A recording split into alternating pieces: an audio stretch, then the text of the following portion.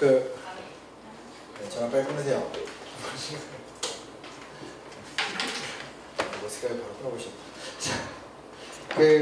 오늘이 이제 마지막 시간입니다. 네 번째 시간이고요. 원래 이러고 딱 끝나야 되는데 실장님이 가진 회의와 협박, 내가 첫날 왜 그렇게 차가 막혀서 늦게 왔는지, 그래서 다음 주에 목요일 날 도산 안창호 관련해서 특강이 한번 있을 예정이고요.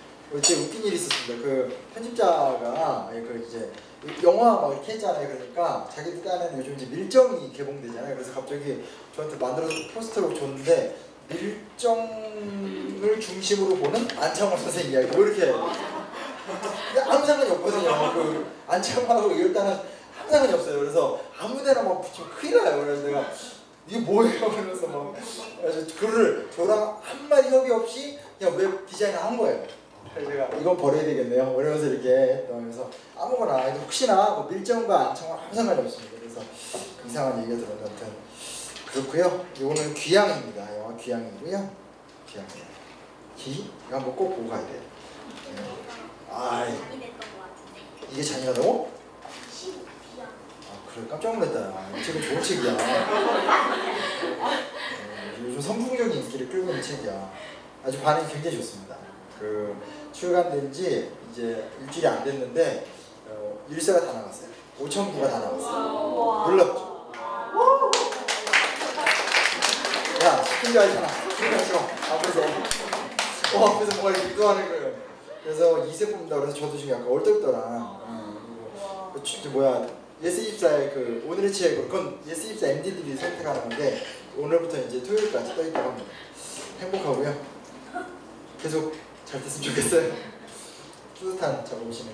그리고 오늘은 영화 귀향인데, 사실은 그러니까 이 주제가 그냥 그때 이제 뜨는 영화들, 이렇게 제가 낸 아이디어는 아니었고, 이제 여기 이제 연구원님께서 역사인데, 근데 저번에도 제가 얘기했지만 또 녹화가 되고 있겠지만, 우리 세월길 아카데미 연구원들이 역사 무식자들이에요.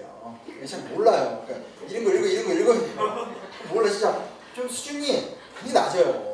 그냥 당위성, 역사 좀 알아야 돼. 딱 끝이에요. 그러니까 이 한국의 어떤 신학교 교육이 너무 신학 중심이기 때문에, 그래서 그러다 보니까 근데 이제 아이디어가 뭐냐면 이렇게 가족을 위한 게 뭐 없나요 하면서 이제 영화 얘기가 나와서 결국 이제 영화 얘기를 하긴 했는데, 그냥 이제 영화 그냥 얘기하다 보니까 이렇게 명량 뭐 이렇게 하다 보니까 이제 두 자리로 계속 가게 되잖아요. 그래서 명량 뭐였죠 우리가?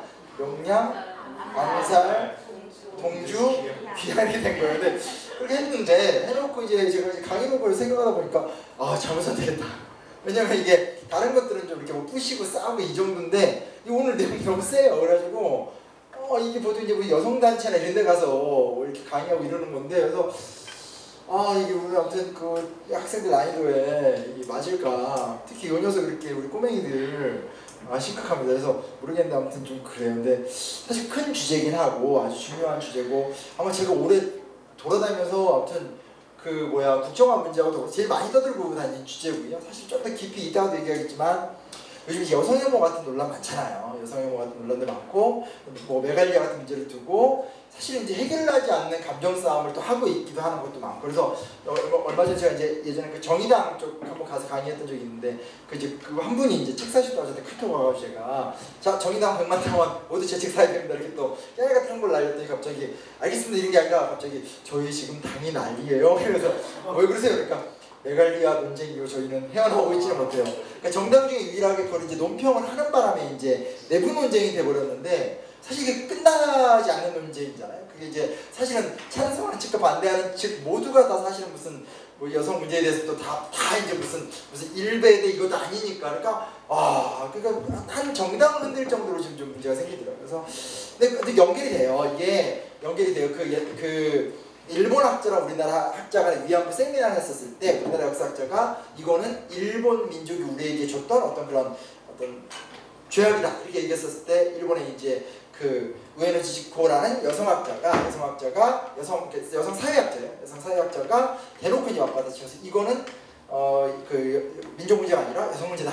그래서 막 싸웠던 일화도 있어요. 그래서 그런 얘기들도 한번 좀 같이 해보도록 할게요. 근데 이제 하나하나 사실은 차근차근 밟아나갈 게 많아요.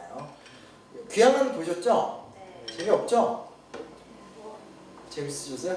저는 잔인하고 보면서 잔인하고 야할 때는 그냥 엄마 그래 너몇 학년이지? 4학년이요. 이 녀석이 벌써부터 야하다는. 야나 그런 개념이 없었는데 4학년 때? 한 중1은 돼야 되는 거 아니냐? 아니 엄마가. 아 일단 어머니가 야하다고 그냥 보지 말라고 그러셨어? 네. 자 가족사회 문제 가족사회 맞게 되고 더 게임하면 안 되고. 일본이 풀어야 할 또 다른 역사 현안 일본군 위안부.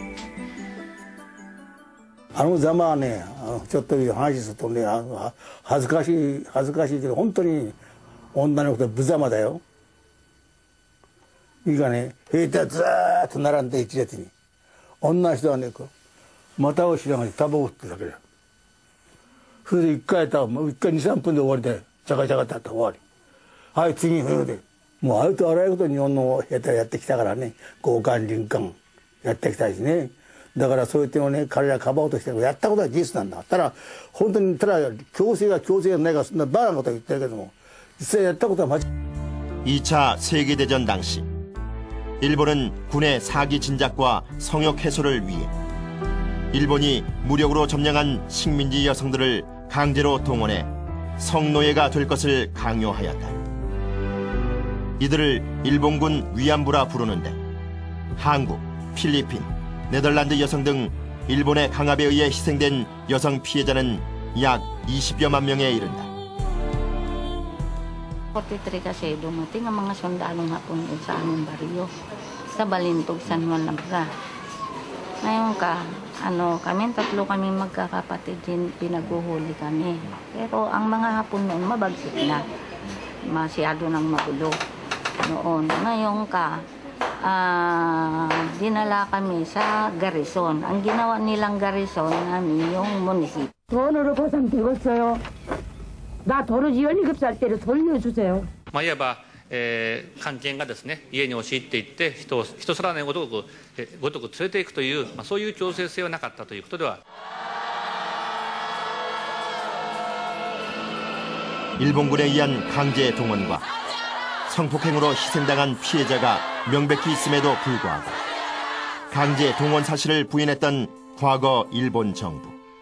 一番重要なのは慰安婦にされた女性たちが慰安所で軍人の相手をすることを強制されたということだと思うんですが、つまり慰安所というのは軍が作り拡大し運営していったと。で業者を利用することがあったとしても主役は日本軍日本政府だということをもうちょっとはっきり認める必要があるのではないかと思います。 일본군의 위안부 강제 동원 사실을 입증하는 기록이 세계 곳곳에서 발견되고 있다. 네덜란드 정부 기록물 보관소에서 발견된 문서에는 일본군 헌병대가 인도네시아 거리에서 여성들을 강제로 잡아들여 위안소에 수용했다는 기록이 남아있고 미 정보부대의 보고서에도 한국인 23명이 강제로 일본군 위안부가 됐다고 기록하고 있다. Attempts to deny or minimize these facts are a disservice to future generations. 2007년 7월 31일 미 의회는 일본군 위안부 강제 동원 사실을 일본 정부가 확실하게 인정하고 총리가 공식 사과할 것과 위안부 문제의 잘못을 후세에 교육시킬 것을 촉구하는 내용을 담은 일본군 위안부 결의안을 통과시킨다.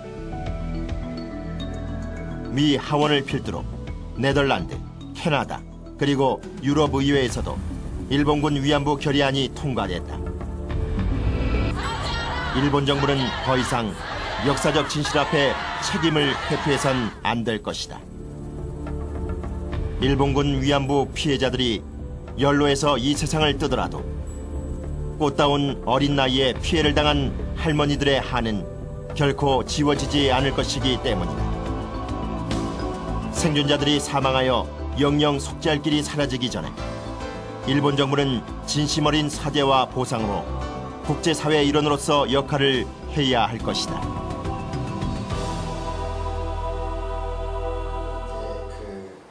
공식적인 기록이죠. 그리고 사실은 이 얘기 그대로예요. 여기에 사실 더하고 덜할 게 없어요. 근데 문제는 누군가가 갑자기 이렇게 다 어떻게 보면 밝혀진 이야기, 세팅된 이야기를 갖다가 그게 아니라고 얘기하면서 이제 굉장히 힘든 논쟁이 시작이 된 거예요. 그러니까 참 너무 그래요. 그러니까 괴벨스 같은 사람들 말이 의미가 있는 게 거짓말 한마디 외치는 건 쉬운데 그 하나를 해결하는데 너무나 많은 에너지가 들어요. 그러니까 국정화 문제도 그렇고 우리 사회가 경제 사회 문제를 넘어서서 이제 완전히 정신과 역사 위기까지 왔다고 이제 보면 되는 상황인데 그래 이렇게 됐어요. 그럼 이제 어떻게 할 것이냐? 나왔다와 하나하나 좀 복귀를 해야 되는데 앞에 내용 사실은 흔하게 어쯤에서 다 들으셨던 영상이지만 잘 정리되어 있고 하나 좀 저는 이제 다른 거 다 기억한다고 아베가 되게 젊었다라는 하나만 좀 기억이 나는데 자 이제 하나하나 좀 얘기를 해보고 이참에 이 얘기는 앞으로 많이 나올 거고 중요한 문제가 될 거기 때문에 다른 거보다도 좀 중요한 주제인데 일단 뭐 그 얘기를 해드리도록 할게요. 위안부 1990년대로 뒤흔든다. 이렇게 장면 첫 번째 얘기를 한번 잡아봤어요. 이제 어떻게 알려졌는가?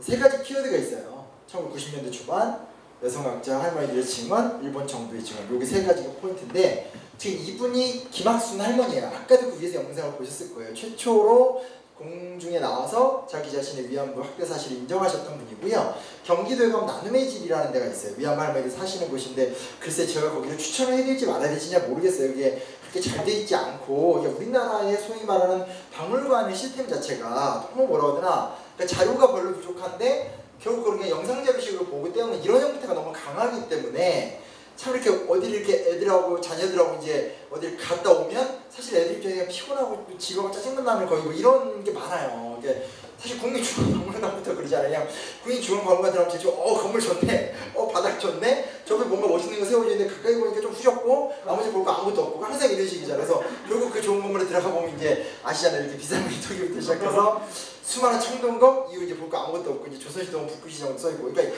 이게 되게 그러니까 우리도 한테 좀 약탈을 해서 이렇게 뭐 그쵸? 일본에 있는 물건들 갖다 놓고 중국에 있는 물건들 갖다 놓고 이렇게 루브르 박물관처럼 돼야 되는데 이게 참 안 돼요. 그래서 참 답답한데 그 나눔의 집 같은 게 사실 더 그렇잖아요. 이게 증언에 의해서 만들어진 기억이고 이기 때문에 이게 뭘 없애서 가보신 분들 혹시나 있으면 아시겠지만 그냥 할머니들 사실은 생활감정도 있고 거기 이제 그 저기 어디야 그 불교계가 보고 관리해요. 그래서 그 스님이 저 대학교 선배예요. 이제 아는 사람은 아닌데 저 대학생 때 지금 이제 성균관대학교에 동아시아부의 이신철 교수님이 계시는데 그분 동기예요. 근데 갔는데 이제 그때 그 스님도 전을 문분이 했는데 또 그분이 또 거기서 그거 하시면서 또 거기 여성 봉사자랑 또 이렇게 짝짝꿍 돼가지고 또 문란하게 일으켜서 또 쫓겨났어요. 그래서 아 오늘 애들 앞에서 정말 민망하네요. 이제 아름다운 가정을 만듭시다. 근데 아무튼 근데 아무튼 막상 가면 진짜 볼 게 없어요. 그래서 박물관이 하나 있는데 박물관 아무것도 볼 게 없어요. 그냥 뻔한 굳이 가볼 필요 없는데 마지막에 딱 가면 이렇게 쭉 하는 그 맨 마지막 부분에 가면 그렇게 김학순 할머니 이렇게 얼굴 그 뭐라 그래야 돼요? 그 검은색하고 하얀색으로 막 이렇게 얼굴만 이렇게 사진 그림 같은 한화? 아주 뭐 그런 게 붙어 있어요. 그 버튼이 하나 있어요. 그 버튼을 누르면 뭐가 나오냐면 신문에다 뉴스 나오는 거 보고 내가 결심을 단단하게 했어요. 아니다. 이거는 바로 잡아야 한단 말이야. 저렇게 거짓말을 하는데 왜 거짓말을 하는지 모르겠단 말이야. 그렇다면서 내 말을 다 들으면 너는 편할 것이고 내 말을 반항하고 내가 안 들으면 너는 여기서 죽은 거야. 근데 그때 결국은 그 사람한테 참 기집애가 조금 이제 장관을 당하는 그 참혹한 말이 나오지가 못하겠어.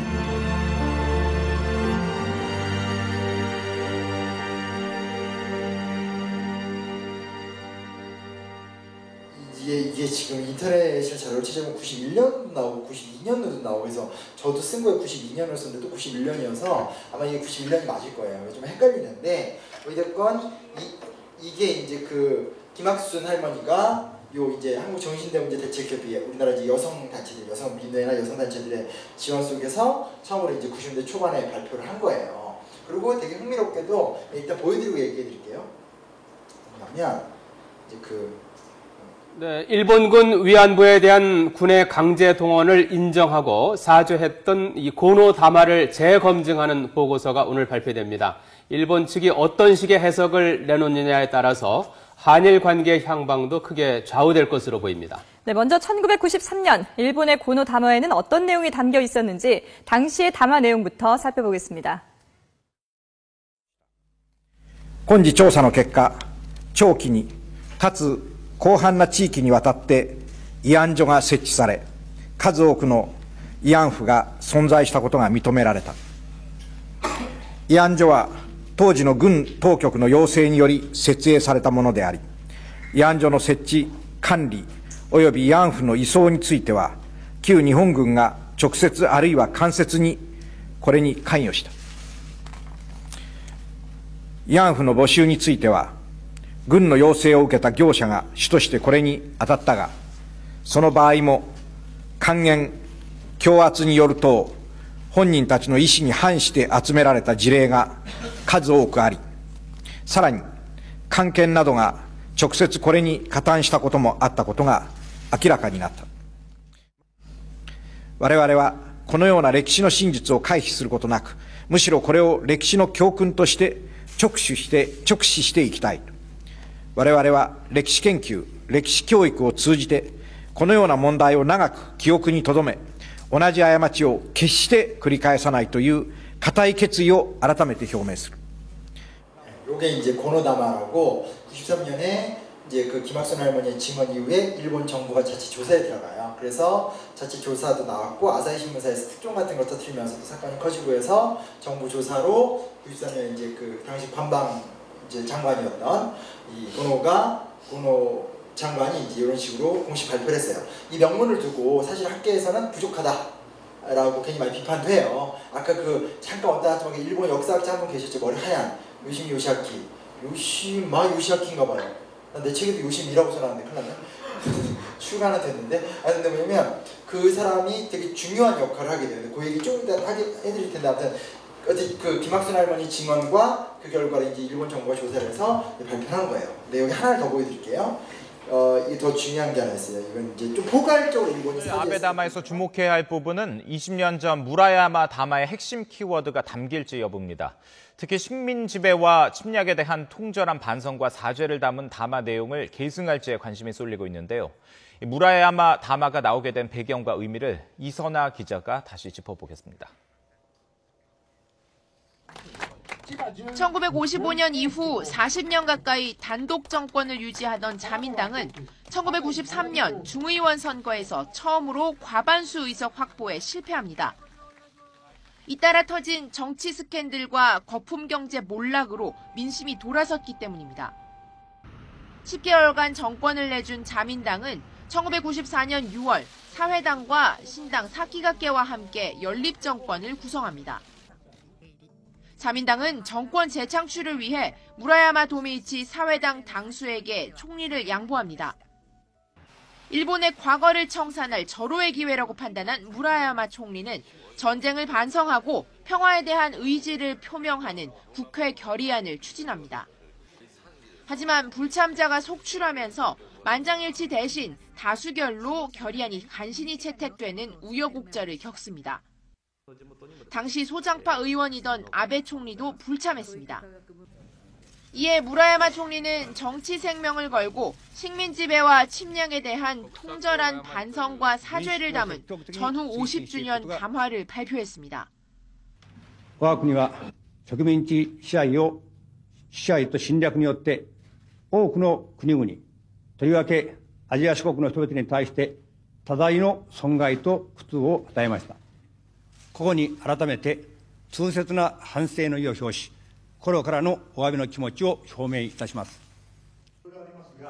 무라야마 담화는 이후 일본군 위안부 동원의 강제성을 인정한 고노 담화와 함께 일본의 양심을 담은 대표적인 담화로 평가받고 있습니다.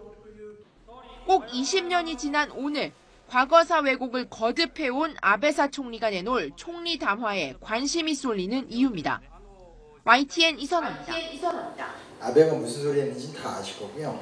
이거 이제 위안부 얘기하면 좀 들어본 얘기일 수도 있어요. 근데 제가 이 얘기를 했냐? 여기서 중요한 게 있어요. 뭐가 중요한 게 있냐면 그냥 고노가 양심적 발언을 했다, 뭐 무라야마가 양심적 발언을 했다 이게 아니에요. 뭐가 중요한 거냐면 시기가 1990년대 초반이었다는 게 되게 중요해요. 이게 핵심적인 포인트예요. 그러니까 두 가지인데 하나는 뭐냐면 지금 뭐 일본 얘기가 나와서 먼저 일본 얘기부터 할게요. 일본 같은 경우는 55년 체제라는 용어가 있어요. 되게 막 그 일본사를 공부하고 일본 현대사를 공부하면 꼭 나온 얘기인데 55년 체제가 뭐냐면 1955년에 일본의 보수 정당 2개가 합당을 해요. 예. 그래서 만들어진 정당이 자민당이에요. 자유민주당을 줄여서 자민당이라고 부르게 되죠. 그러면서 우리나라식으로 말하면 거대 여당인 새누리당 같은 게 나오듯이 쉽게 말하면 일본의 보수 우익 거대 정당이 만들어지게 되는 거예요. 근데 이제 그러면 이 자민당이 거의 뭐 완전히 독식을 해버리면 아마 일본이 더 폭주기관차처럼 나갔을지도 몰라요. 근데 이 자민당이 이제 소위 말하는 보수 정당으로 권력을 딱 잡고 있었고, 그에 비해서 일본에서 진보 정당이라는 게 있을 거 아니에요, 그렇죠? 개혁 정당. 그래서 우리식으로 말하면 우리나라로 말하면 뭐 더민주 정당 정도, 그러니까 진보 정당보다 이렇게 개혁 정당, 개혁 중도 정당이 사회당이라는 정당이 만들어져요. 그리고 더 진보는 일본 공산당도 있어요. 뭐 그 외에도 여러 정당이 있는데 특징이 뭐냐면 이 55년 체제의 특징은 의석의 3분의 2 가까이를 자민당이 장악하고 있는 거예요. 3분의 2 가까이를 장악하고 있기 때문에 사실상 자민당이 되게 중요한 거죠. 거의 모든 걸 자민당이 다 하는 거예요. 그래서 일본 내에서 파벌 정치라는 게 굉장히 유명해져요. 그러니까 지금 우리나라도 무슨 친박이네 비박이네 이런 거 있잖아요. 그렇죠? 있죠. 근데 사실 우리나라는 이게 뭐라 그러나 진짜 그 약발로 따지는 거잖아요. 그러니까 정말 이명박 대통령 후보가 이 사람이 정말 대통령이 될 것 같다라든지 대통령이 될 때 그때 친이 이름이 형성이 되지만 또 이제 딱 끝나면 또 쫙 흩어지고 이런 식이잖아요. 그렇죠? 왜냐면 우리나라는 대통령 중심제고 이 대통령 중심제가 또 현재 단임제이기 때문에 소위 말하는 파벌이 지속될 수가 없어요. 근데 일본은 내각제 구조, 그러니까 의회의 다수당이 그 당내에서 총리를 선출하는 구조이기 때문에 당의 역할이 큰데 기본적으로 정당의 3분의 2 자체가 같은 당이라는 거예요. 그럼 자기 당 내에서 싸움이 중요한 거죠. 외부 당이 중요한 게 아니라. 그러니까 일본 내에선 이제 소위 말하는 이 자민당 파벌 정치라는 게 되게 유명해요. 파벌 정치가 그러니까 크게 2개의 흐름이 있어요. 이걸 나 판서 못하는데 제가 학원 강사 출신, 현재 학원 강사이기도 하지만 판서 되게 싫어요. 잘 못해서. 뭐냐면 그러니까 이 자민당이 크게 말하면 어떻게 했으면 좋지? 네. 어차피 열심히 써서 잘 못 쓰는데. 왜 못하는 척해요? 닥쳐. 아니 이제 그게 문제가 아니라 요신 그래서 이름 생각난다. 큰일 났다. 어떡하지? 아니 무슨 내각인데 갑자기 왜 이름 생각나네? 이게 사실은 기시 노부스케 내각, 기시 노부스케로 대변되는 한파하고, 근데 그 뭐냐면 이게 있어요. 그러니까 일본의 파벌 정치의 특징이 뭐냐면 일본에 전범들이 있었는데 미국이 딱 들어와가지고 박살내버렸잖아요. 그래서 초기에는 전범들을 다 퇴출을 시켰어요. 그 상태에서 보수적이긴 한데 미군정의 협력적인 사람들, 뭐 어떤 느낌인지 알겠죠? 보수적이고 아주 온건하긴 하지만 전쟁범죄에 대해 조금 거리가 있고 협력적인 사람들, 그런 사람들 위주로 이름이 생각이 안 난다. 끝까지 하나 큰일 났다. 이걸 이제 우리가 보통 친미파라고 불러요. 그리고 그래서 그 사람들 얘 요시 뭔데 이 사람을 나 어떻게 모르냐? 잘못했어요. 죄송해요. 근데 아무튼 뭐냐면 요 사람들의 특징이 뭐냐? 세계 패권에 대한 의지가 없는 거예요. 세계 패권에 대한 의지가 아예 없고, 이 사람 특징이 뭐냐면 미국과 협력을 해서 경제 발전만 시키는, 대략 어떤 느낌인지 알겠죠? 원래 일본이 그런 이미지들이 강하잖아요. 그렇죠? 근데 60년대 때, 그러니까 55년 이후에, 그러니까 이제 6.25 전쟁 이후부터 계속해서 이제 우경화가 되면서 전범들이 복귀하고 하면서 60년대 초반에 기시 노부스케가 총리로 지명이 돼요. 총리로 지명이 돼요. 자민당이에요. 이 기시 노부스케가 어떤 사람이냐? 여러분 들어보셨어요? 아베의 외할아버지예요. 근데 아베의 외할아버지라는 게 사실 중요한 게 아니고요. 기시 노부스케가 원래 만주사변을 일으켜서 만주국이라는 걸 일본이 제국주의 시대 때 세운 게 있어요. 그 만주국을 이끌던 리더예요. 별명이 만주국의 요괴 뭐 이렇게 별명이었어요. 그래서 하여튼 만주국 리더니까 이 사람은 완전히 전범을 대표하는 입장이에요. 근데 이게 내가 여기다 또 이게 용어를 자주파? 그렇지 뭐 이렇게 일단 써도 되긴 돼요. 근데 이게 용어를 갖고도 사실 우리나라에 출간되는 책조차도 잘 정립이 안 되는 게 왜 그러냐면요. 이게 되게 중요한 하나 말씀드릴게요. 끝내 생각이 안 나요. 미치겠다 이제. 안 나오네. 요시오는 아니죠. 요시오는 아니죠. 요시오 뭐야? 뭐라고 썼어? 요시오. 나한테 그러면 내가 큰일 났다. 안 나와요. 자민당이라고 쳐봐. 검색해봐. 그래서 요시 뭐야? 근데 왜 그분이 이름 생각나는데 뚱뚱하고 저기 얼굴도 잘생기지 않았고. 근데 뭐냐면 이거예요. 이 부분을 이해하는 게 되게 중요한데 뭐냐면 다 검색하지 마시고 어차피 그건 나중에 일본사 사본으로 나오는 거고 나중에 잘 돼서 제가 단방에 일본사 쓸 거니까 그때 기다리시면 돼요. 근데 근데 뭐냐면 이거예요. 원래 일본의 자민당의 한쪽 분파는 크게 2개의 분파가 있거든요. 한쪽 분파는 그 뭐야 요시다, 지로 맞아? 후다마 요시로? 아니요, 그 누군지 모르겠네요. 아니에요. 요시다 쇼인? 네, 요시다 쇼인이 아니야. 요시다 쇼인하고 내가 자꾸 헷갈리게 하는데 요시다 지로인가? 하여튼 됐고요. 그냥 할게요. 왜냐면 중요한 특징이 있어요. 뭐냐면 이쪽은 보세요. 친미파로 세계 패권을 아예 포기하고 경제 발전만 추구하는 분파예요. 이건 이해되죠, 그렇죠? 근데 이쪽 기시노부스키를 중심한 이 분파는 책마다 용어마다 설명이 달라요. 얘네들을 자주파라고 부르기도 하고 기시노부스키 쪽을 그냥 친미파라고 부르기도 막 해요. 이게 왜 그러냐면 기시노부스키 계열의 특징이 있어요. 무슨 특징이냐면 미국의 세계 패권을 인정해요. 미국이 넘버원이에요. 그러나 동아시아 영내에서는 우리가 넘버원이 돼야 된다는 입장을 갖고 있는 거예요. 지금 이해되세요? 그러니까 두 개의 파벌이 굉장히 크게 두 개로 쪼개져 있는데 한쪽은 세계 패권이나 군사적 어떤 제국주의 패권을 포기한 상태에서 경제 부흥만 시켜 잘 살자, 미국의 그늘 아래, 이런 흐름이 하나 있는 거고, 또 한편은 뭐냐면 우리가 미국과 적극적으로 협력을 하되 우리가 그래도 동아시아에선 대빵 아니다, 뭐 이렇게 이걸 추구하게 되는 거예요. 그러니까 넘버 2가 되고 싶어하는 열정. 그러니까 미국 내에서는 사실은 자주파가 없어요. 완전한 의미에서의 자주파가 없어요. 그건 이제 일본 민주당이 그런 걸 지향했다. 지금 쫄딱망해서 어떻게 될지 모르겠지만 이 두 개의 파벌이 일본 정당 구조의 가장 큰 파벌이에요. 정말 제가 이해되시죠, 그렇죠? 그래서 이렇게 자기들 내에서 조금 더 미국과 친미적으로 갈 거냐, 그게 아니면 이제 뭐냐 이 미국과 친화돼 독자 노선을 통해서 아시아 영향력을 확대할 것이냐, 뭐 이런 식의 입장을 펼쳐나갔었어요. 그러니까 오늘날 아베가 자기 외할아버지 기시노부스키하고 똑같은 거예요. 철저하게 친미적으로 가되 소위 말하는 이제 그 어떤 아시아 영내 패권을 우리가 장악하겠다. 근데 이게 현재 운때가 딱 맞은 게 뭐냐면 이땐 이런 꿈을 꿔봤자 이게 다 그냥 몽상에 불과해요. 왜냐면 일본이라는 나라가 전범국가로 전락한 지 얼마 안 됐었고, 그리고 이 경제 발전을 하고 있었지만 뭐 그렇게 뭐 영향력을 행사하는 때가 아니었거든요. 그리고 또 미국이 워낙 전성기고, 근데 지금은 미국 힘이 쇠퇴하고 중국이 뜨니까 미국이 자기 힘의 쇠퇴를 만회하기 위해서 일본을 끌어들이고 있기 때문에 아베가 자기 외할아버지 그리고 일본 자민당 내에 강경파 노선을 이렇게 펼칠 수 있는 역사적 공간이 마련이 된 거예요. 근데 원래 이거는 원래 깊었던 뿌리예요. 너무 연연하지 마시고 제가 이따 쉬는 시간 제가 찾아서 맞아, 요시다 시게루야. 맞아요. 요시다 시게루에서 똥똥한 아저씨. 맞아요. 아저씨 엄청 예, 근데 이미 뭐 한 얘기 다 했기 때문에 요시다 시게루 지금 얘기해봤자 그 사람 뭐 이게 울고 다니는 사람인데 갑자기 생각이 안 나냐. 요시 바로 좀 수정할게요. 요시다 시게루 편집 좀 부탁하고요. 네, 뭐냐면 어쨌건 지금 제가 얘기 이해되시죠? 그래서 55년 체제라고 1950년부터 55년부터 근 40년간을 일본에선 자민당 파벌 정치가 쭉 온 거예요. 그러니까 어느 정당 소속이 중요한 것이 아니라 그냥 내가 자민당 내에 어느 파벌이냐가 되게 중요한 문제가 된 거예요. 근데 문제는 뭐냐? 근데 이 일본 자민당 하나 못하던 게 있어요. 아무리 잘 나가도 의석수 3분의 2 이상을 장악하지 못한 거예요. 제 말 이해되죠? 그러니까 무슨 얘기냐면 개헌을 못하는 거예요. 개헌 저지성이 언제나 일본의 진보정당이 이걸 잡고 있는 거예요. 그러니까 자기들이 이 정도 고민해서 뭘 하지만 국가의 정체성의 색깔 자체를 바꿔갈 수는 없는.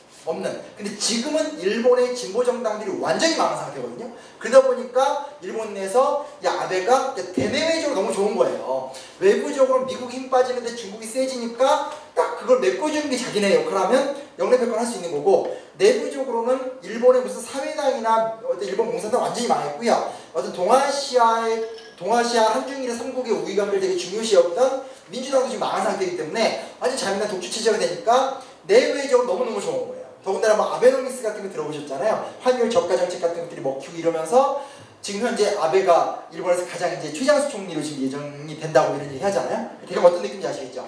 그랬었어요. 그걸 갖다 우리가 55년 체제라고 하는데, 아까 그 기자의 뉴스에 나왔듯이 1990년대 초반이 되면 그 55년 체제가 무너져요. 로키드 마틴 사건이라고 해서 일본의 정치인들이 돈 받아먹었던 사건이 있는데, 그 사건이 크게 불거지고 우리나라에서 절대 안 일어나는 일인데 일본 검찰이 수사를 해서 수사를 날려버렸어요. 우리는 저 반대 일들이 많죠. 그렇죠? 우리는 와 문제다 하는데 싹 덮어주는 게 주로 그분들의 역할인데, 그래서 날려버리면서 그게 굉장히 큰 그 사건을 필두로 해서 자민당의 아주 한 40년에 걸친 쉽게 말하면 어떤 독점 과두 정치가 딱 이제 금이 가는 거예요. 금이 갔는데 자민당 독주 체제가 완전히 무너지지 못하고 과반의석이 무너진 거예요. 그래서 일본 사회당이 약진을 한 거예요. 근데 일본 사회당이 또 홀로 또 정권을 장악하지 못해요. 그러니까 1990년대 초반에 어떻게 됐냐? 소위 말하는 자민당, 사회당, 연립정권이 만들어진 거예요. 우리 식으로 생각하면 옛날에 김영삼 대통령이 대통령이 되던 방식이라고 보시면 돼요. 된 거예요.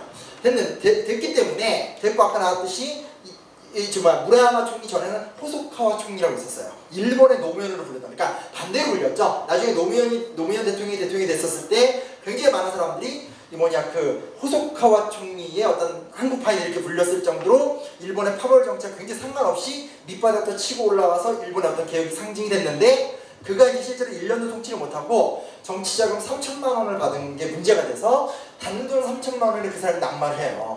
그래서 비틀비틀 거리고 그 다음 뒤를 이었던 게 무라야마 총리인 거예요. 그리고 그 사이에 지금 이제 고노다마, 무라야마 다마. 근데 실제로 사람들은 잘 모르지만 호소카와 다마가 무라야마 다마보다 훨씬 더 급진적이에요. 그러니까 우리 마음에 더 들어요. 왜냐면 그때가 더 쌩쌩한 때이기 때문에.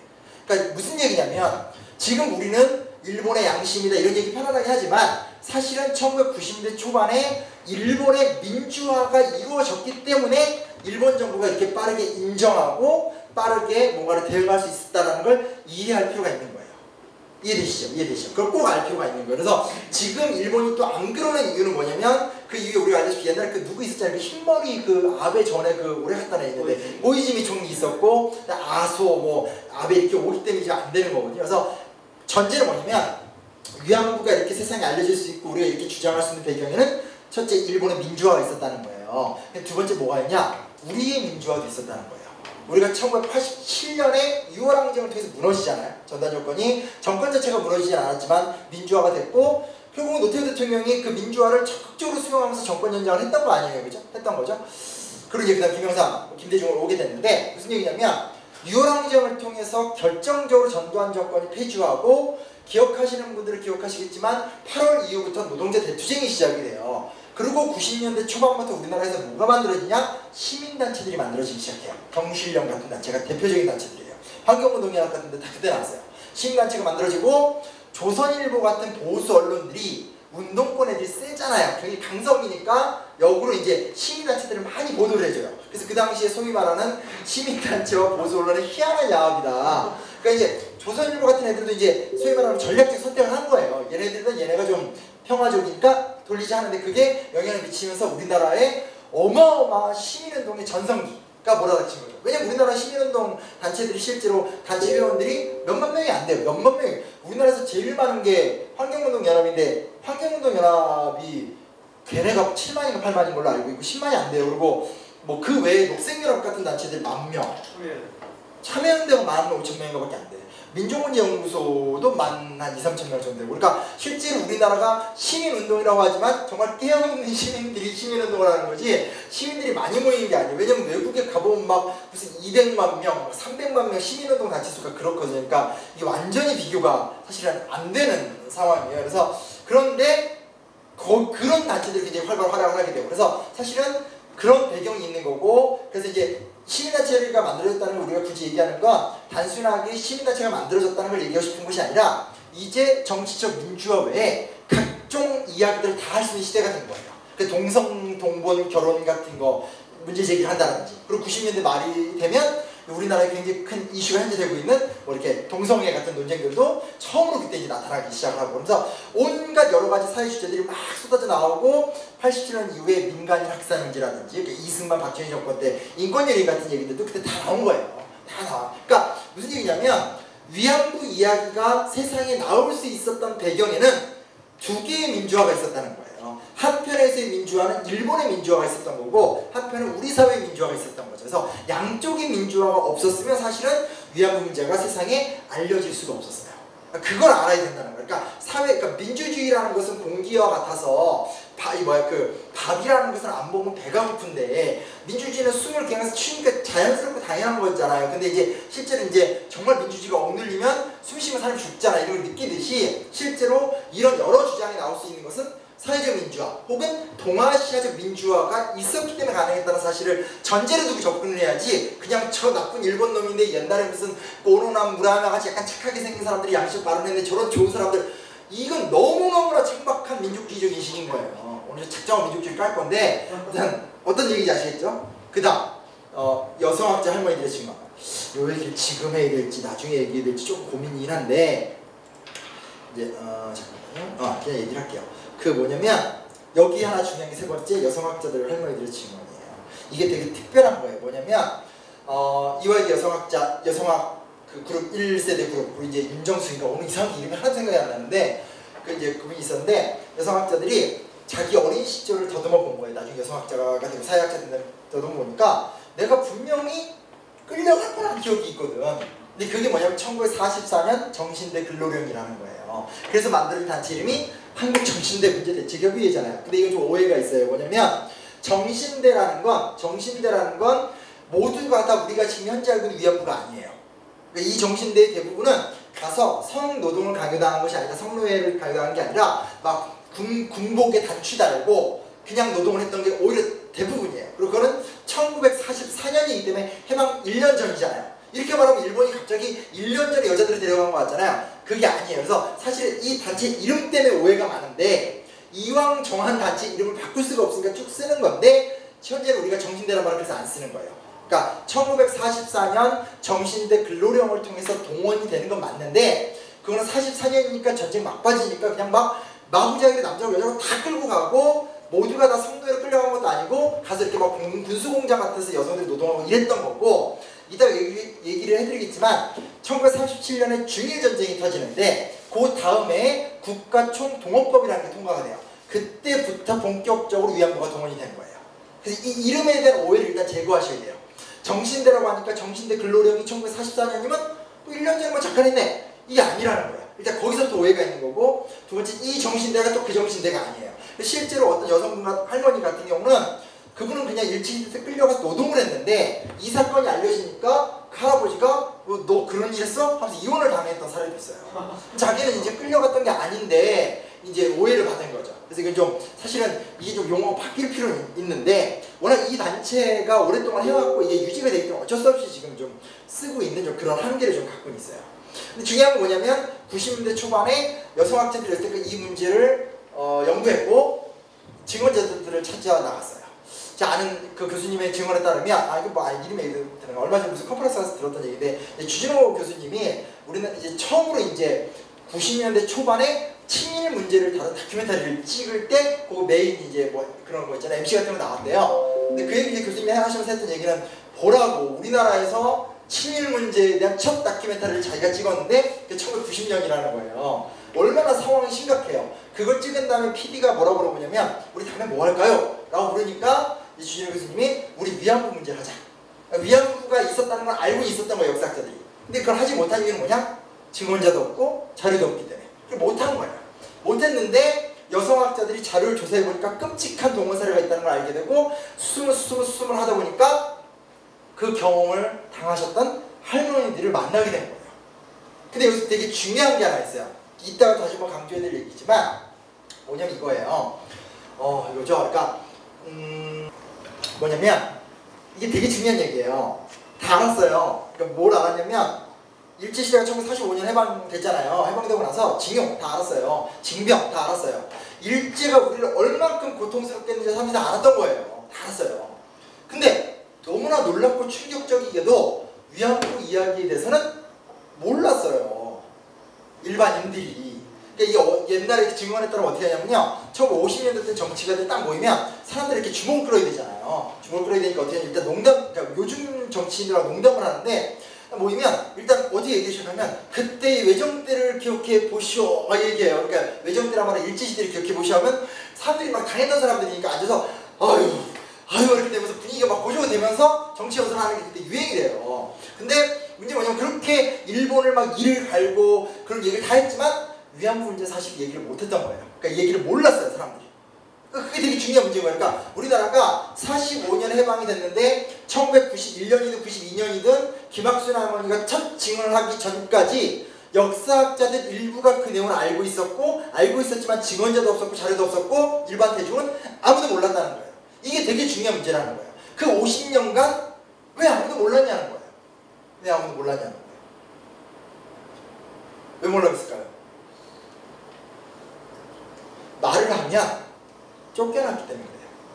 이 오늘 되게 좀 중요한 건데 이따 얘기할까 지금 얘기해 볼게요. 뭐냐면 이거예요.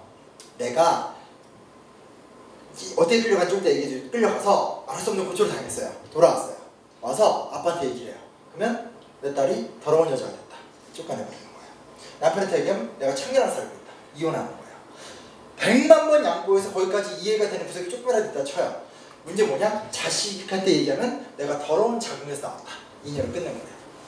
이해되시죠? 그러니까 우리 사회가 지난 50년간 독재도 있었고 여러 가지 문제도 있었지만 임진왜란 이후에 우리 사회는 극단적인 남성중심 사회, 유교문화 속에서 극단적인 남성중심 사회가 됐고 이게 일제시대를 거치면서 한 번 더 업그레이드가 돼요. 왜냐면 일본에서 여성의 지위가 조선에서 여성의 지위에서 낮았거든요. 업그레이드 되면서 우리나라가 너무나 강고할 정도의 여성 업적 구조가 만들어졌었거든요. 그 편견을 깨지 못하는 거예요. 선후관계는 내가 끌려가서 내가 당한 건데 내가 억울한 건데 그게 중요한 게 아니라 어찌됐건 너도 잘못이 있지 않냐 라든지 너가 더러워졌다 이렇게 판단하기 시작한 거예요. 제가 잊지 못하는 여담이라지만 제가 어릴 때만 해도 우리 사회가 굉장히 그런 문제에 대해서 지금처럼 민감하지 않았을 텐데 저희 동네에 아주 어두운 구석에서 그런 사건이 하나 일어났어요. 그러니까 어떤 여학생이 밤에 놀다가 이렇게 당한 거예요. 남학생들한테. 그러면 제가 그때 중학교 2학년 때가 그래요. 그러니까 근데 중학교 2학년이 내가 이해를 해도 누가 잘못했어요?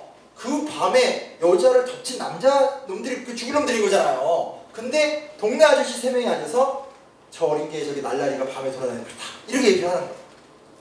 그럼 어린 나이에 제가 그 이해가 안 되더라고요. 제발 이해되죠? 그러니까 이런 식 이상의 사회 문화가 워낙 강고했었기 때문에 여성들이 얘기를 못한 거예요. 얘기를 하면 쫓겨나고 얘기를 하면 인연이 끊기고 얘기를 하면 버림을 받고 어떤 이게 공통적으로 증언자들에 의해서 드러나는 거예요. 그러니까 김학수라는 거 얼마나 용기를 낸 거냐면 영화 귀향의 그 막판이 어디 보면 저 그 영화 안 봤어요. 근데 오늘 나오는 게 그 손수 할머니가 이렇게 듣고 있다가 막 말하지 않으려고 하다가 말을 함부로 하니까 열받아서 에이 뭐 내가 막 이런 나온다면서요. 네. 그게 그런 거예요. 그러니까 사실은 오늘 우리는 이걸 되게 쉽게 생각하지만 그러니까 한편에서 무슨 민주화 이런 것도 큰 주제지만 이 상황에서 이 할머니가 나와서 증언한다는 게 어마어마한 용기인 거였어요. 입을 40년간 막고 있었다고 생각해보세요. 이걸 내가 막고 싶어서 막고 있는 게 아니라 누군가가 내 입을 계속 고민하는 거예요. 말을 하면 분명히 내가 당한 거거든. 내가 쳐맞은 거고 내가 고통을 당한 건데 쳐맞고 고통을 당한 사람한테 네가 멍청해서 그랬어. 네 잘못이야. 네 죄야. 이렇게 하고 있는 거야. 쉽게 생각하면 돼요. 학교 왕따 같은 거 있잖아요. 제가 왕따도 당해봤고 스토커도 다 당해봤거든요. 젠장한. 다 당해봤는데 분명히 제가 옛날에 10대 때 당해서 스토커를 아직도 잊지 못하는 거예요. 지금 이제 다 치유가 되고 그랬었는데 한때 되게 힘들었던 주제인데 너무나 힘들었던 게 얘가 가해자고 내가 피해자야. 분명히 얘가 나를 괴롭히고 있는 거거든요. 근데 나를 불러서 교회 선생님이든 교회 목사님이든 뭐 학교 선생님 학교는 아니고 이렇게 나랑 같은 교회구나. 그치 교회 선생님 얼굴 다 떠올라요. 나쁜 선생님들. 교회 선생님이건 교회 목사님 날 잡아서 다 뭐라고 화해하라고 얘기해요. 화해하라고. 나는 그게 너무너무 싫은 거야. 내가 왜 화해? 난 얘한테 끌려가서 지하실에 가서 맞았거든. 4시간 동안 애들 들어가지고 지하실에서 엎드려 뻗쳐서 한 4시간인가 어두운 지하실 맞았는데 웃긴 게 또 내가 복수한다고 내 친구들 끌고 갔다가 저는 경찰서에 잡혀갔었어요. 그래서 왜냐면 도망갈 퇴로를 마련해놨어야 되는데 막힌 골목에서 친구들 동원해서 걔를 때리다가 경찰이 와서 저희는 다 잡혀갔었어요. 그래서 참 얘기가 너무 이상합니다. 그러니까 무슨 얘기냐면 제가 무슨 얘기인지 아시겠습니까? 내가 분명히 당하고 있고 얘가 나를 때리고 있는데 내가 10대 시절 정말 잊지 못하는 선생님들의 말은 뭐냐면 너도 잘못한 구석이 있어. 그리고 너가 용서할 수 있잖아. 용서가 되냐고. 왜 용서가 돼요 그게. 그러니까 제 얘기는 좀 앞에 그렇다 치고 그러니까 그런 거로 비유하면 이해가 잘 될 것 같아요. 그러니까 많은 부모님들이 자식을 대할 적에 항상 양비론자 많이 대하거든요. 저도 그럴 때가 많아요. 애들 둘이서 다투고 하면 이걸 만약 한 놈만 뭐라고 그러는지 못하고 할 때는 있지만 그런 어떤 가정에서 일어나는 일상적인 다툼이라는 것과 이슈 자체가 크고 심각한 주제 다른 문제인데 너무나 쉽게 너도 잘못했어. 왜 멍청이 막고 있어 이 자식아. 막고 있는 게 죄예요? 그러니까 우리 일상의 통해인 거죠. 근데 그게 여성 대통령이 강하게 40년간을 억눌러 있었고 그거를 많은 여성학자들의 헌신적인 노력이죠. 왜냐면 그 입을 닫고 살아갔던 할머니들한테 가서 그 할머니들과 친해지고 대화를 듣고 인도에서 나오라고 하기까지 얼마나 많은 노력을 했겠어요. 그러니까 여성학자들의 노력이 보통이 아니었던 거고요. 그리고 플러스 김학순 할머니가 정말 40년간의 그 침묵의 무게를 뜯어내고 입을 열기 시작한 거죠. 그러니까 사실은 이 사건 자체를 제가 얘기를 상당히 좀 길게 했는데 이 사건 자체를 굉장히 좀 주목해 볼 필요가 있는 거예요. 어떻게 알려졌는가. 그 알려진 데는 우리 사회의 민주화와 일본의 민주화와 이 할머니의 50년간 여성을 짓누르던 우리 사회의 가부장적이고 남성 중심적인 틀을 이분이 이제 깨면서 나왔다라는 거. 그걸 좀 기억할 필요가 있죠. 지금은 얘기가 많이 되지 않지만 제일 처음에 얘기가 나왔었을 때는 우리나라 보수 언론의 논조가 되게 안 좋았었어요.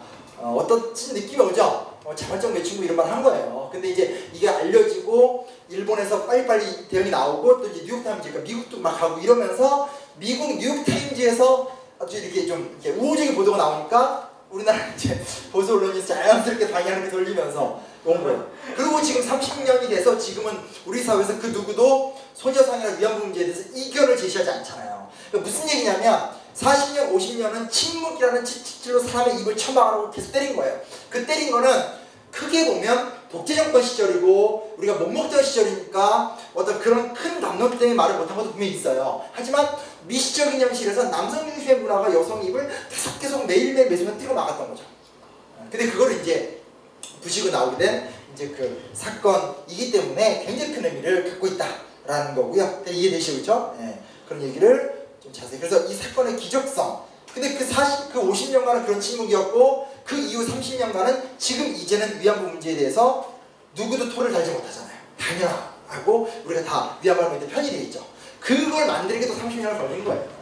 그러니까 누구한테는 광복 70년이고 누구한테는 반독재 투쟁 70년이지만 어느 누구한테는 드디어 말할 수 있는 권리를 얻는 데까지 40년이 걸린 거고 그 다음에 모든 국민들이 나의 편이 돼주는 데까지 30년이 걸린 거예요. 그러니까 소녀상 하나 세워준 걸 우습게 보면 안 되는 거예요. 그러니까 얼마나 어마어마한 노력들, 그것도 주로 여성들의 노력들을 통해서 이루어졌다는 거고 했었던 거죠. 그리고 아까 그 요시아키 그 하얀 분 있잖아요. 그분이 정말 중요한 분이에요. 김학순 할머니가 최초로 증언을 했거든요. 그걸 요시아키가 그거를 보도를 보면서 충격을 받아요. 그래서 혹시 해서 그 요시아키라는 역사학자가 일본 방위성 문서를 뒤져요. 그런 문서는 일반인들은 모르잖아요. 뒤져서 거기서 일본 육군이 조직적으로 개입했다는 문서적 증거를 그가 찾아내요. 아주 한 번에 거죠. 찾아내고 그가 그걸 일본군 위안부라는 책으로 쓰면서 이 문제가 굉장히 확 팽창을 했던 일본의 이제 양심적 지식인의 참된 역사학자 어떤 액션이 사실은 뒤따라 줬기 때문에 가능해지는 이야기가 되는 거예요. 얼마 전에도 윤정숙 씨가 인생 말년에 이제 윤명숙인가 쓰신 어떤 두꺼운 책이 나왔는데 사실 그 책 다 읽어봤는데 요시아키가 94년인가에 낸 책 되게 얇아요. 그 책의 확정판밖에 안 돼요. 거의 사실상. 그 정도로 그 당시 90년대 한 역사학자의 또 도전이 없었으면 위안부 문제가 학술적 뒷받침이 불가능했던 상황이었는데 또 가능해지게 된 그런 일화들도 있습니다. 일단은 그런 사건이고요. 유언비어에 관하여라는 제목이 두 번째 이게 망한 유언비어. 저는 사실은 위안부 문제에 대해서 별로 관심이 없었어요. 별로 관심이 없었다는 얘기는 역사라는 너무 영역이 넓고 모든 걸 다 자세히 알 수도 없고 더군다나 저는 위안부 문제에 대해서 사람들이 많이 관심을 갖고 있고 많은 학자들이 있기 때문에 굳이 나까지 떠들 필요가 있나 뭐 이런 입장이었어요. 그래서 별로 관심 안 갖고 있었는데 작년에 제 블로그에 누가 와서 7.18을 변호하는 댓글을 달면서 걔가 사실은 위안부에 대해서도 할 말이 많잖아요 라는 말을 한 거예요. 새벽 2시인가 이렇게 댓글을 봤는데 분노의 층위로 오르는데 잠을 못 자겠다. 왜냐면 일본 애들이 그러는 거 그렇다 쳐요. 일본의 우익들이. 왜냐면 일본의 우익들이 이걸 인정하는 순간 자기의 존립분과가 무너지기 때문에 저렇게 아둥바둥 치는 걸 할 수 있어요.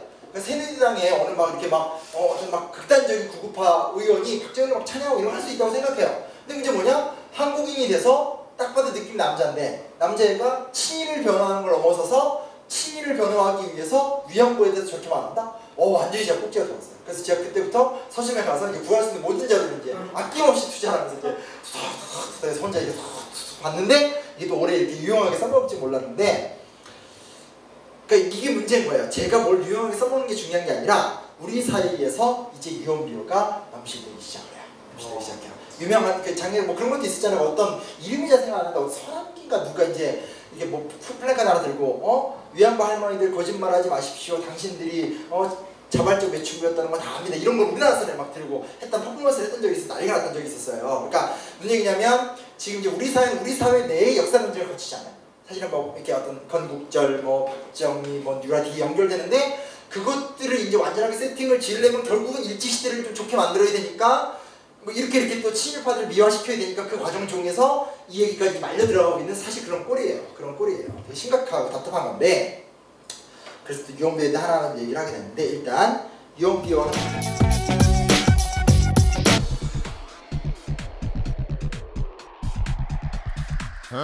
強制連行を直接示すような記述は見当たらなかったという立場を果たして人を人皿のように連れてきた事実があったかどうかということについてはそれは証明されていない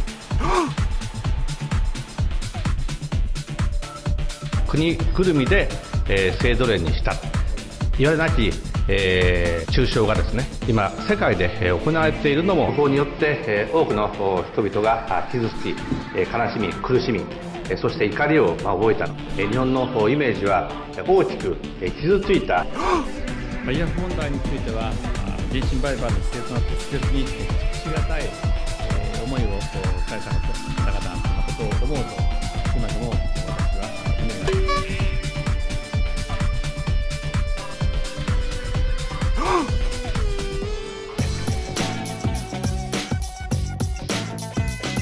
辻元清美議員の質問主意書に対する答弁書として平成19年に閣議決定しておりその立場に何ら変更はあります。日本政府は従来より日韓間の請求権の問題は1965年の日韓請求権経済協力協定により法的に解決済みであるとの立場を取ってきておりこの立場は何ら変わっておりません。今回の合意によって例えば戦争犯罪にあたる類のものを認めたわけではありません。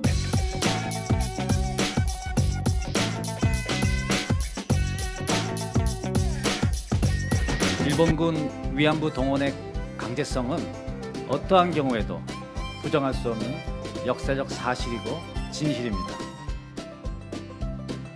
현 단계에서 중요한 것은 합의 사항을 충실하고 성실하게 이해하는 것입니다. 그래서 삼가하는 것이 좋고, 예, 그것은 아까 조금 전에 있었던 질문 내용의 답변이 똑같은 건데 지금 중요한 것이 그 합의 사항을 이행할 수 있는 분위기와 환경을 조성하는 것입니다. 와우. 종군 위안부에 대한 망언이 일본에서 또 터져 나왔습니다. 이번엔 일본의 공영방송 NHK의 신임 회장이 나섰는데 일본 정부의 입장을 방송을 통해서 적극적으로 대변하겠다는 말까지 했습니다. 도쿄 유상하 특파원의 보도입니다. 일본의 공영방송 NHK의 신임 회장이 취임 회견에서 한국을 거칠게 비난했습니다. 전쟁을 했던 어느 나라나 종군 위안부가 있었는데 일본만 강제 연행한 것처럼 한국이 주장해서 일이 복잡해졌다는 겁니다. 従軍慰安婦がね、韓国だけにあって他になかったという証拠がありますか? 독도와 센가쿠가 일본 땅이라는 정부 입장을 국제방송으로 대변하겠다는 말도 거침없이 했습니다. 최근 일본 우익들은 NHK가 정권 편들기에 소극적이라며 공격해왔고 기업인 출신의 모미이 회장은 아베 정권 들어 선임된 첫 회장입니다. 아베 총리는 자민당 간사장이던 지난 2001년 NHK의 위안부 다큐멘터리에 압력을 행사해 위안부 증언을 빼도록 한 전력이 있습니다. 가뜩이나 NHK의 앞날이 우려되는 상황에서 취임한 모미이 회장은 처음부터 정부가 오른쪽이라고 하는데 왼쪽으로 갈 수는 없다며 노골적으로 정권 편을 들었습니다. 공영방송의 대표가 아니라 극우 정치인의 회견 같았다는 비판 속에 왜곡 보도가 한일 갈등의 골을 더 깊게 하진 않을지 우려가 만만치 않습니다. 도쿄에서 MBC 뉴스 유상하입니다. 그걸 보도하고 있는 데가 MBC입니다.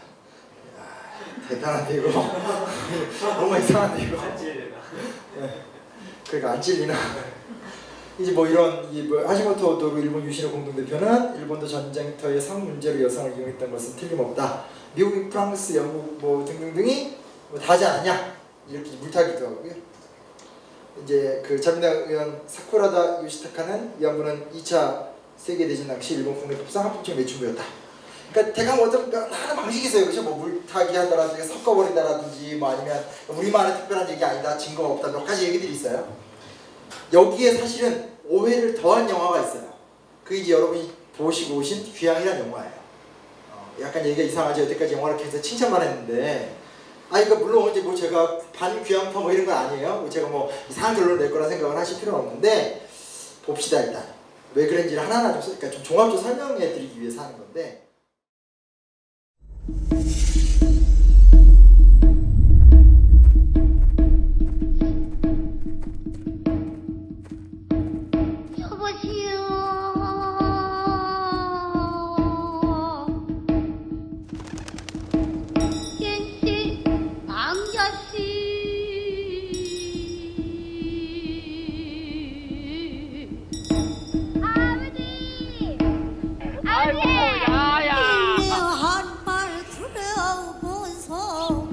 재민아, 아버지가 집에 데려와줄까? 그래. 짜짜짜짜. 어이구, 정민이 밥 많이 먹다. 날 좀 벗어, 날 좀 벗어, 날 좀 벗어. 홍지사 딸 꽃본 듯이 날 좀 벗어. 아리아리랑.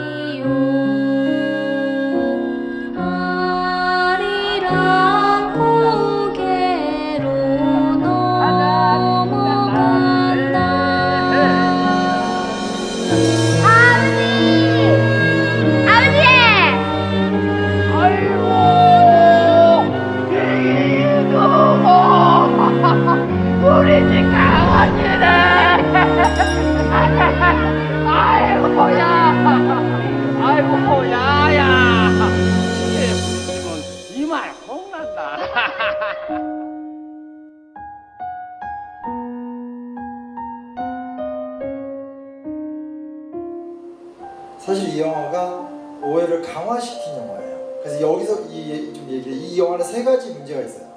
첫째는 이 여자를 누가 끌고 가죠? 군인이 끌고 가죠. 이거 거짓말이에요.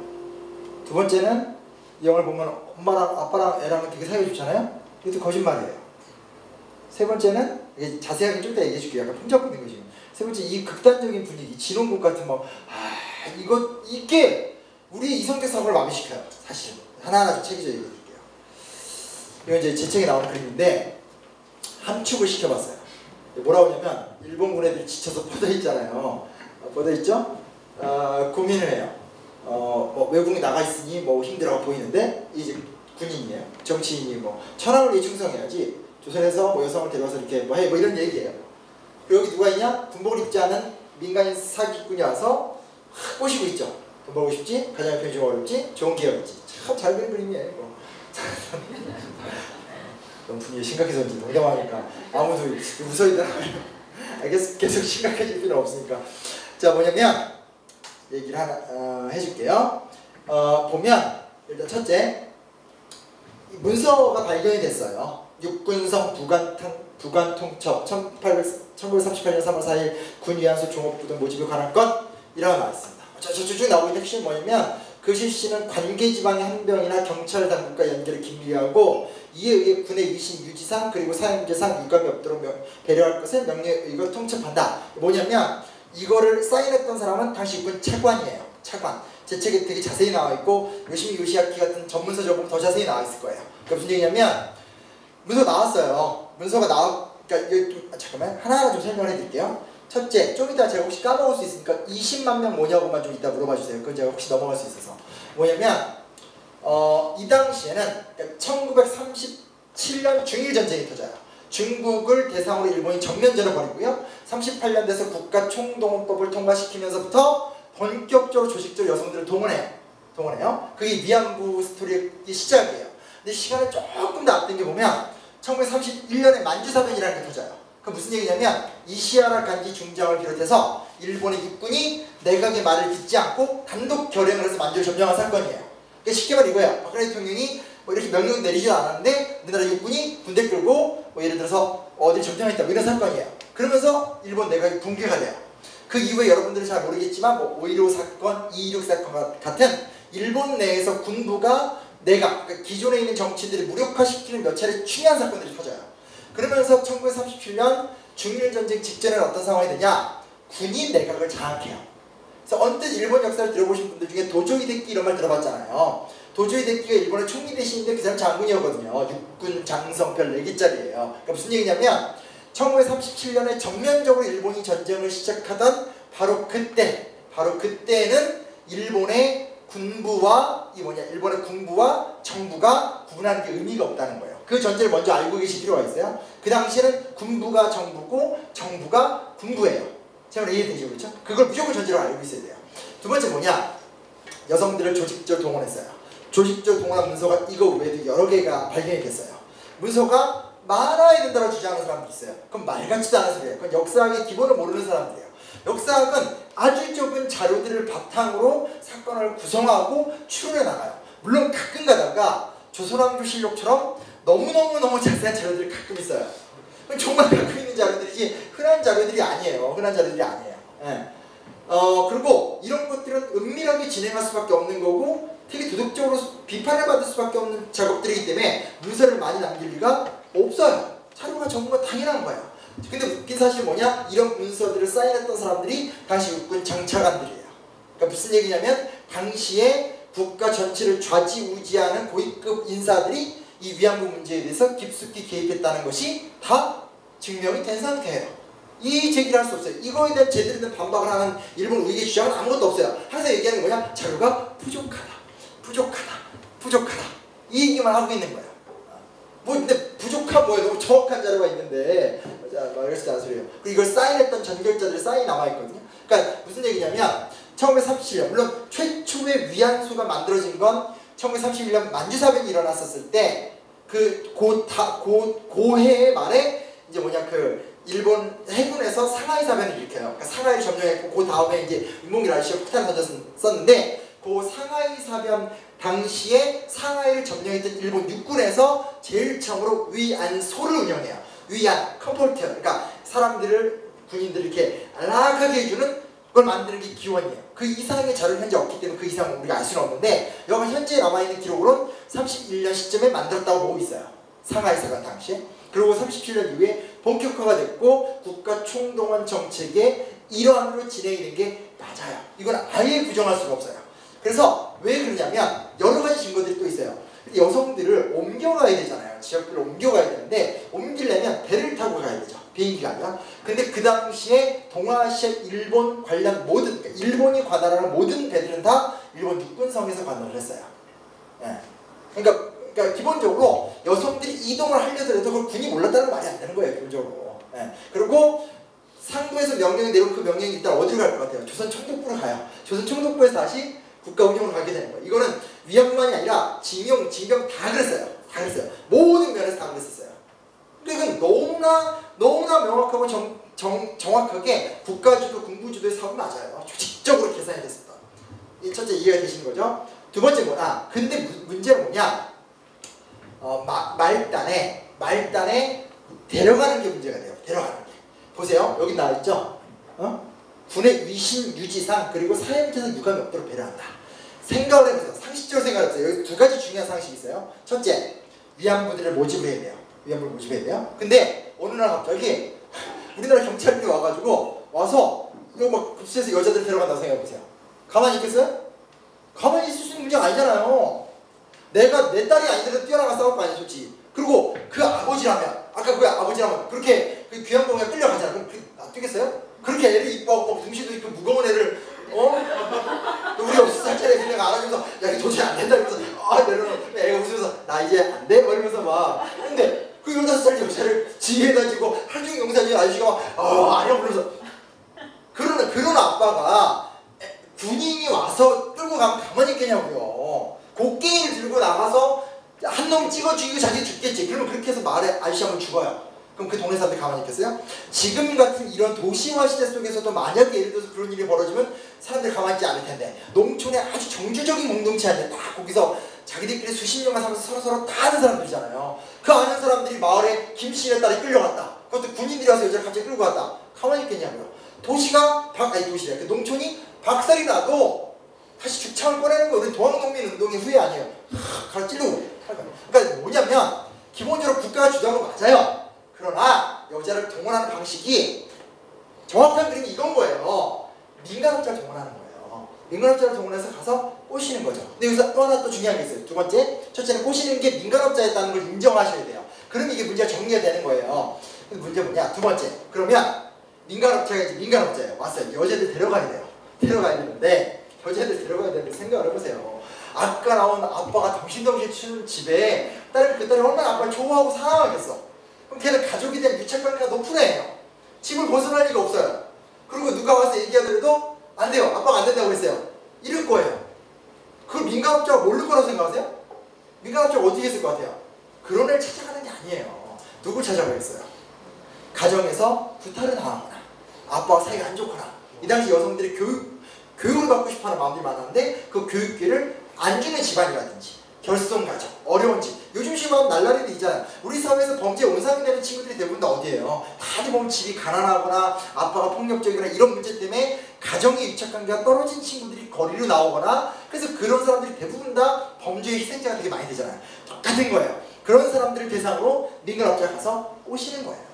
이거 제가 가상으로 얘기하고 논리적으로 추론하는 게 아니라 이 위안부 증언자들의 사회 경제 상황을 다 분석해본 거예요. 구술자들이 해보니까 그 소위 말하는 위안부를 팔려고 하는 경로가 다 민간업자들에 의해서 속아서 간 거야. 속아서 간 거. 근데 그 속일 때 어떻게 속였냐? 여기서는 너가 하루에 일해봤자 5원, 10원 버는데 나 따라서 저기 베이징 가서 20살에 하면 거기 가면 250 받는다. 그럼 10대 그 애가 엄마 아빠랑 사이가 안 좋고 교육받고 싶어 하는 그 애가 그 기회를 모르겠어요? 안 모르겠어요? 그런 건 당연한 거예요. 그런 메커니즘을 갖다는 거예요. 그래서 가보니까 아닌 거죠. 가는 길이 아닌 거고. 대부분 그래요. 그러니까 교육을 받고 싶은데 교육을 못 받고, 그러니까 초기에 이 직모라고 하거든요. 직모됐던 사람들이 대부분 다 그렇다는 거예요. 그러니까 제 말 이해가 되시죠? 그러니까 기본적으로 우리가 절대로 오해하면 안 되는 거냐면 군이 전체를 관리했다는 거 부정할 증거가 없어요. 부정할 증거가 없어요. 두 번째 뭐냐면 군이 민간업자들을 활용하지만 그렇게 해서 온 여성들은 또 다 군대와 관리를 해요. 그리고 그 군대와 협력하는 민간업자들도 관리했고요. 그러니까 어떤 느낌인지 알겠습니까? 민간업자들을 활용하되 철저하게 민간업자들을 자기들이 원하는 그 통제를 하고 있었던 거예요. 네. 그렇지만 말단단에서 여성들을 데려오고 현지에서 이 위안소를 운영할 때 그 여성들을 관리할 때는 민간업자 군인들이 같이 감시하거나 민간업자만 감시하거나 이런 경우도 많았다는 거예요. 그러니까 주도했던 그룹은 군대고 군대의 지휘부가 아주 조직적인 사업을 했다는 걸 부정할 수는 없어요. 부정할 수는 없지만 현장에서 여자들을 직무하거나 위안부 여성들을 관리하는 데 있어서는 요런 민간업자들이 개입이 돼 있었고, 어떤 여성들이 넘어가게 됐느냐? 우리가 소녀상을 보면서 나오는 단발 단정하게 입고 귀향이 나온 것이 깔끔하게 입은 애가 그렇게 끌려가는 게 아니라는 거예요. 그런 애들도 나중에 가면 점점 끌려가요. 나중에 정신대 근로론 같은 거 나오면 끌려가지만 초기에 광범위하게 진행됐던 직무 과정의 여성들은 증언을 확인해 보면 요즘 식으로 간단해요. 사회 결손 자녀들이에요. 대강 구도가 잡히죠. 그렇게 접근하면 이해가 되니까 귀향이라는 영화를 제가 무조건 비난하는 것도 아니고 제가 어떻게 함부로 그 영화를 막 비난하겠어요. 그러나 비난받으려면 저 앞에 있는 아베 이런 애들이죠. 근데 비난하지만 사실은 귀향이라는 영화 작품은 위안부 문제를 굉장히 오해시키게 만든 영화예요. 오해시키게. 그러니까 점점 서로가 안 맞는 말을 하면서 이렇게 막 싸우기 시작하는 현상이 우리 내부에서 논란이 발생하게 된 거죠. 예, 뒤에 되죠. 그리고 밖에도 얘기했지만 요 얘기까지 하고 잠깐 쉬었다 할게 얘기가 길어진 게 뭐냐면 20세기 초반에는 20세기 초 아까도 이제 뭐 친구 있습니까? 딴 나라 다 하지 않았나요? 안타깝게도 딴 나라들은 안 했어요. 그게 정확한 친구예요. 그러니까 공창제라는 거 뭔지 아시죠? 옛날에 기생 같은 거 있었잖아요. 성춘향 뭐 이런 그 일본 게이샤 같은 게 있었단 말이에요. 그리고 일본은 가라유키 상이라고 부르면 돼요. 가라유키 상이라는 이름을 알아두면 좋아요. 왜냐면 일본 애들은 끊임없이 위안부를 가라유키 상, 자발적 매춘부라고 설명하고 싶어요. 얘기하는데 그건 전혀 그렇지 않아요. 왜냐면 20세기 초반이 되면서 전 세계에서 인권의식이 계속 발전해 나가면서 지속적으로 공창제가 폐지가 돼버려요. 그리고 일본에서 이미 20세기 초반이 되면 일본 내현에서도 계속해서 공창제가 폐지가 되고요. 일본에는 1900년대 초반에 부인교풍회라는 단체가 만들어져요. 이제 기독교인 여성들이 중심돼서 만들어진 단체인데 일본의 1세대 여성운동 단체라고 보시면 돼요. 우리나라도 1세대 여성운동이 대부분 다 기독교에서 시작이 되잖아요. 부인교풍회라는 단체가 뭐랬냐? 매춘, 그러니까 폐지운동, 매춘제도 폐지운동, 그래서 여러 가지 운동들 하면서 거기 무슨 후세다 지지 같은 인권 변호사 같은 사람들이 합류하고 시민운동가들이 합류하면서 일본 내에 반인권적인, 첫째는 이제 소위 말하는 20살 이상의 아니 20살 이상이 아니라 20살 미만의 비자발적 청소년, 요즘식으로 말하면 청소년들이 갖다가 매춘도구로 쓰는 거 금지법. 두 번째는 본인이 승낙했더라도 무조건 금지 만드는 거.